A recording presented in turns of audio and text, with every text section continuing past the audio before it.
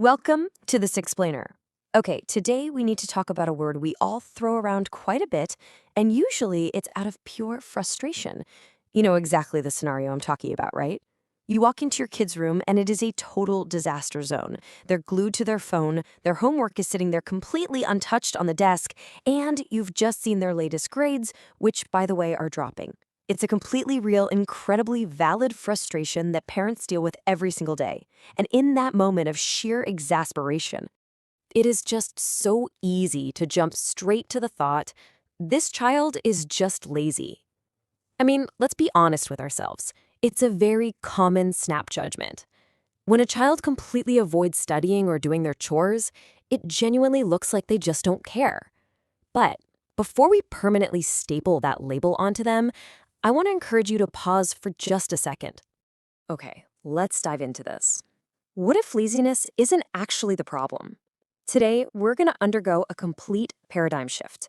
I want to propose to you that what looks exactly like laziness on the surface is almost always a giant flashing warning sign pointing to underlying, entirely solvable issues. Here is our quick roadmap for this explainer. We're going to break down the lazy trap. Then we'll look at checking academic barriers, environment and well-being, emotional and hidden hurdles, and finally wrap it all up with a new way to communicate.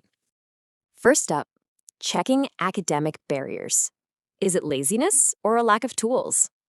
Consider this for a moment. Does your child actually understand the work in front of them? Think about it. When a kid repeatedly experiences confusion, they eventually just stop trying in order to protect their ego. So instead of throwing out that accusatory, "Why are you so lazy?" we really need to pivot. We need to ask, "Hey, which part of this question don't you understand?" You might quickly discover that the issue isn't a lack of effort at all, it's just a total lack of understanding. You know, a student might sit with their textbook for 3 hours, highlight literally every sentence in neon yellow, and retain absolutely nothing. We see a failed test and we just assume they don't care. But look at these essential skills: planning study time, breaking tasks down, practicing active recall. Highlighting everything doesn't mean they lack drive.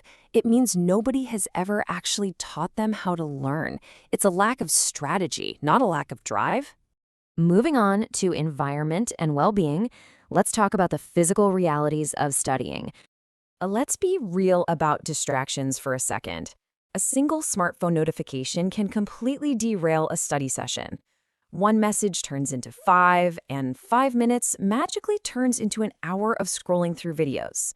Now, the goal here isn't to hover over your child and micromanage their every move. It's about helping them engineer a focused environment by putting unnecessary devices away, turning off notifications, and keeping their space organized. The ultimate objective is teaching them how to manage this independently. So the crucial point here is we also have to look at their physical battery levels. Are they actually getting enough rest? A student who stays up until midnight every night, wakes up at the crack of dawn, and runs on zero energy just isn't going to have the capacity to focus. When they crash on the couch instead of doing their math homework, that isn't laziness. That's physical exhaustion. We absolutely have to look at their holistic daily routine before we judge their academic output.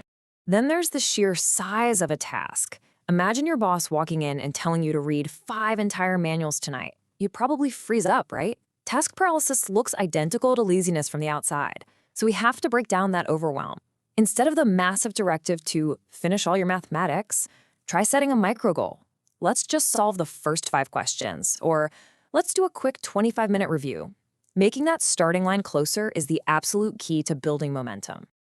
Next up, emotional and hidden hurdles. We're digging beneath the surface now. If a child has failed math 3 times, or if they've been harshly compared to, say, a brilliant older sibling, this toxic internal monologue takes over. What's the point? I'll just fail anyway.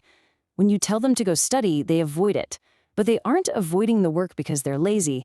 They're avoiding the sting of another failure. It is driven entirely by a lack of confidence and a deep fear of trying.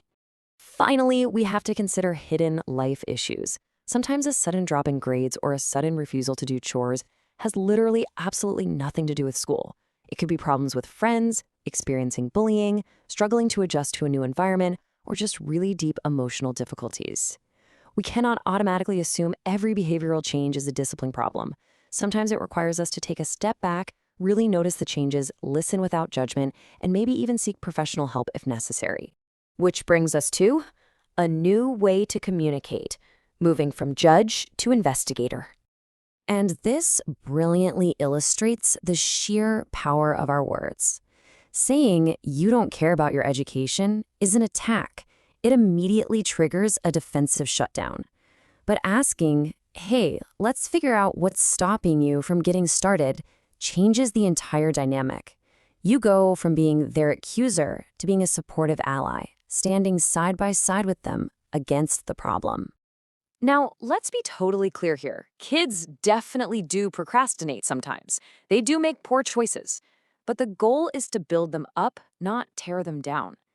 Saying your classmates are doing better than you introduces shame, and shame paralyzes. It doesn't motivate. Instead, focusing on a collaborative approach, like let's look at where you are right now and make a plan to improve, acknowledges reality while providing a really constructive, forward-moving path. I want to take a quick second to speak directly to any students who might be watching this explainer right now. Listen, if you are struggling, please don't just adopt the lazy label.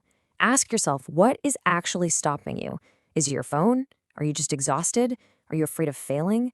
Identify the barrier. Do not turn a temporary struggle, one bad semester, one really hard subject, into your permanent identity. You have the power to figure out what's blocking you and overcome it, for sure. And for the parents tuning in, this is the big overarching lesson of our entire explainer today. Correction works better when you understand what you're correcting. Your kid often doesn't need another massive lecture about responsibility, and they rarely need a harsher punishment.